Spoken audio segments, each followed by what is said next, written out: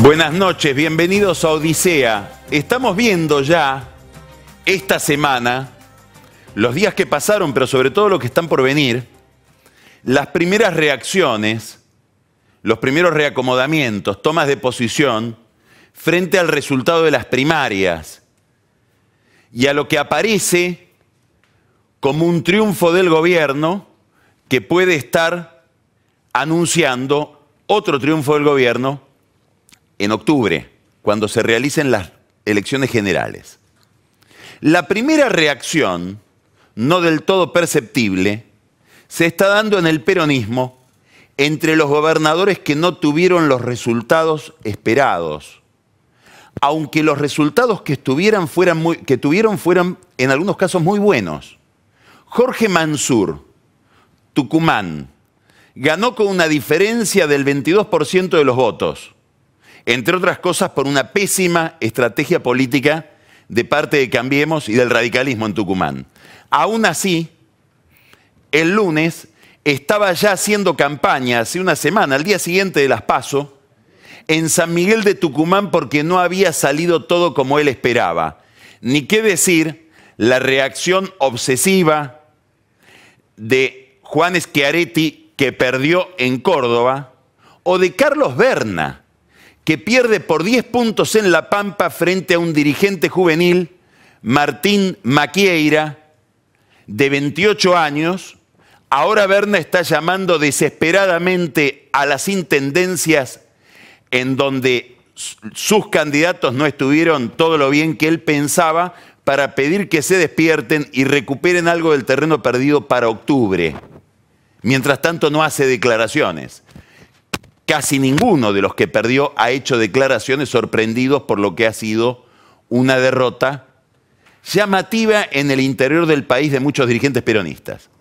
Esto no está en la tapa de los diarios, no está en la superficie, son los movimientos del mar de fondo, sobre todo en el peronismo, frente a las elecciones que están por venir. Lo que aparece sí en la tapa de los diarios es la reacción de dos corporaciones frente a este nuevo panorama político o panorama electoral. La primera reacción es de los sindicalistas. Mañana va a haber una movilización de la CGT, que hay que saber interpretar. Es una movilización un poco a destiempo, extemporánea, pero que expresa muy bien la situación en la que están muchos dirigentes sindicales hoy frente a este fortalecimiento de Macri. La CGT se moviliza mañana mirando dos números. Por un lado, los números del conurbano. ¿Qué están mirando los sindicalistas en el conurbano? Que Macri, contra lo que se podía esperar, contra lo que predicaba Cristina Kirchner y aún Sergio Massa, no tuvo la fuga de votos que hubiera hecho juego con un discurso político según el cual el gobierno lleva ahí un ajuste que resulta insoportable, sobre todo para los sectores de la clase media y media baja. Esteban Bullrich, en el conurbano bonaerense, obtiene más o menos los mismos números, casi idénticos, que obtuvo Macri hace 2 años. Esto es un signo de interrogación importantísimo que habrá que develar. Hay que pensar que el ajuste en las tarifas de los servicios públicos, o dicho al revés, el retiro de los subsidios, no produjo las consecuencias políticas nefastas que pensaba no solo la oposición, también pensaba buena parte del gobierno. Lo cierto es que el panorama económico-social que está mostrando la elección no condice con una política más agresiva desde el punto de vista del discurso social como la que lleva adelante Cristina Kirchner, que en vez de sumar votos, perdió 400.000 votos. Posiblemente sean parte de los votos que se llevó Florencio Randazzo, que sacó 525.000 votos en la provincia de Buenos Aires. Primer dato, entonces, los números del conurbano. Macri no se derrumbó. Aún así, los sindicalistas mantienen la movilización. La mantienen sobre todo los Moyano. Pablo Moyano, que cree que va a poder ser, con un discurso agresivo, que es un discurso del cual él no se mueve, cualquiera sea el contexto, va a poder obtener a fin de este año la conducción de una CGT unificada.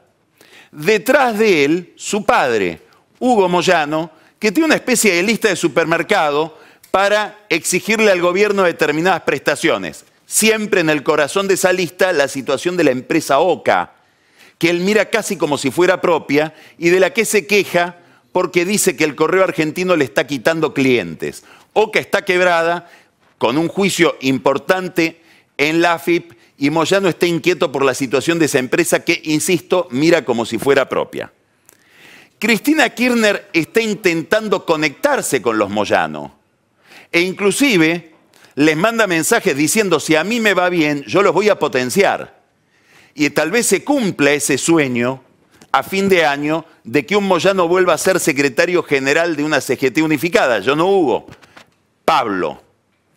Por eso, Pablo y Hugo influyen sobre Juan Carlos Smith, que es uno de los triunviros de la CGT, de los 3 miembros del secretariado que conduce esta CGT, y logra que Smith también se ponga en una posición dura frente al gobierno.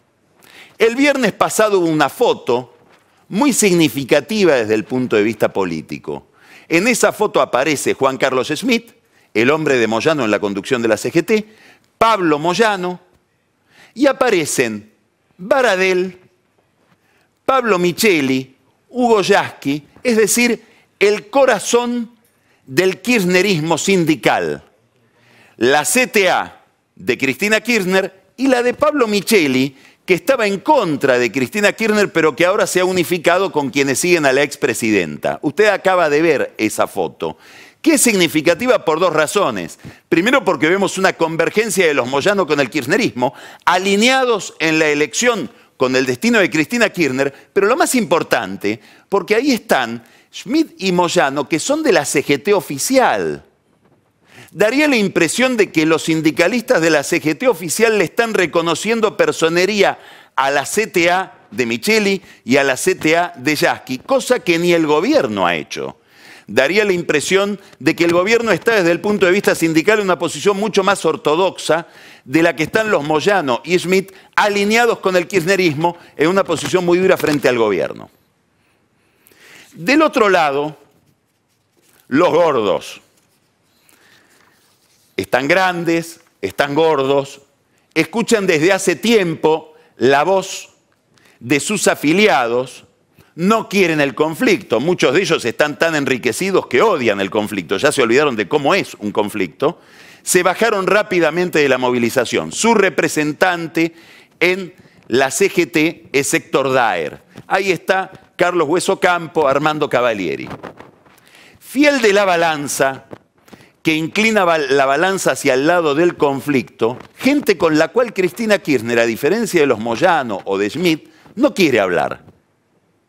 Gerardo Martínez, Andrés Rodríguez de UPCN, Martínez de UOCRA, y sobre todo José Luis Lingeri, Mr. Cloro. Los 3 han decidido apoyar la movilización.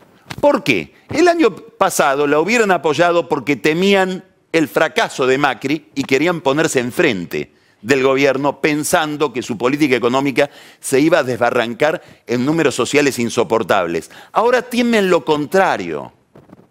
Uno de los motores de la movilización de mañana es el temor de un sector del sindicalismo, sobre todo de Lingeri, Rodríguez y Martínez, al triunfo de Macri. Porque están mirando no solamente que a Macri no le fue tan mal en el conurbano, están mirando que los números de la economía se recuperan y miran otro número más importante: cómo le fue al peronismo en el interior. Y ven un peronismo que va a tardar mucho más de lo que ellos pensaban en reconstruirse y en encontrar un jefe, que es la única manera en que el peronismo se reconstruye.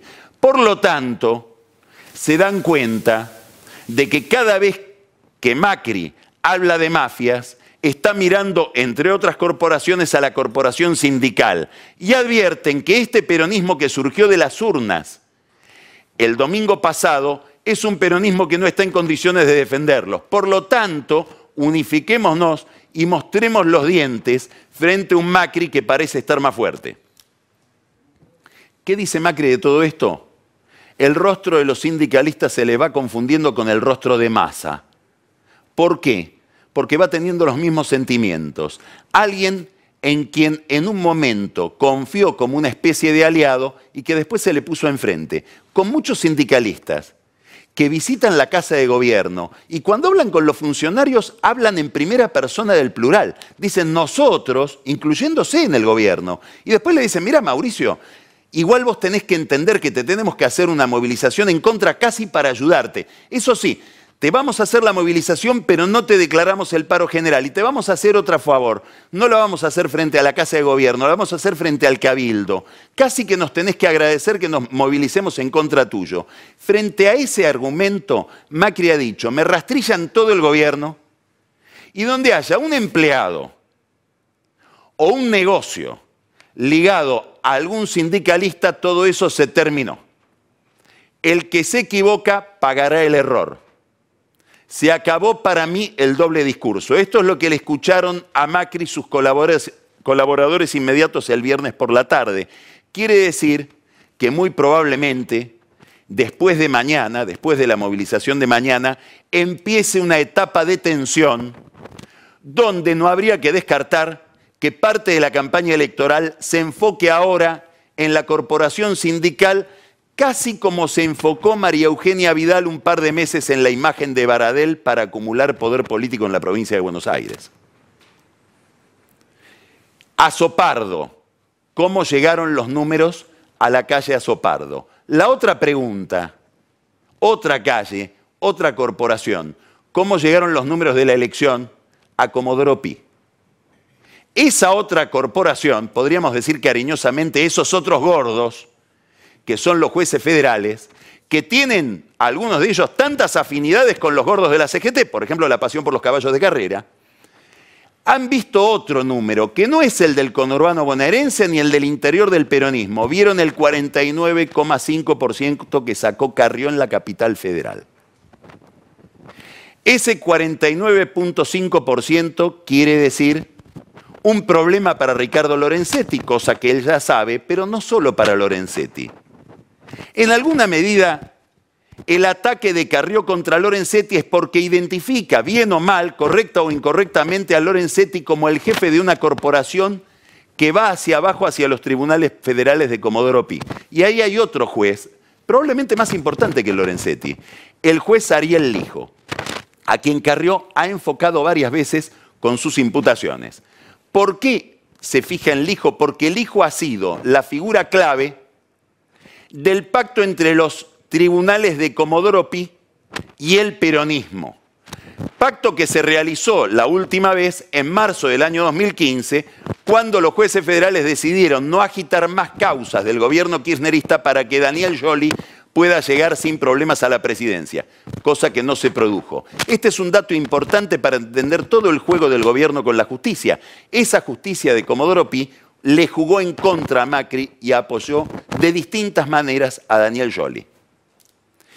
La última contradicción la tuvimos la semana pasada, el jueves pasado, cuando en un golpe de astucia, en una picardía, la mayoría ocasional que encuentra el gobierno en el Consejo de la Magistratura logra suspender al juez Freiler, esperando o apurándose antes de que asuma el nuevo consejero representante de los senadores peronistas, Mario País.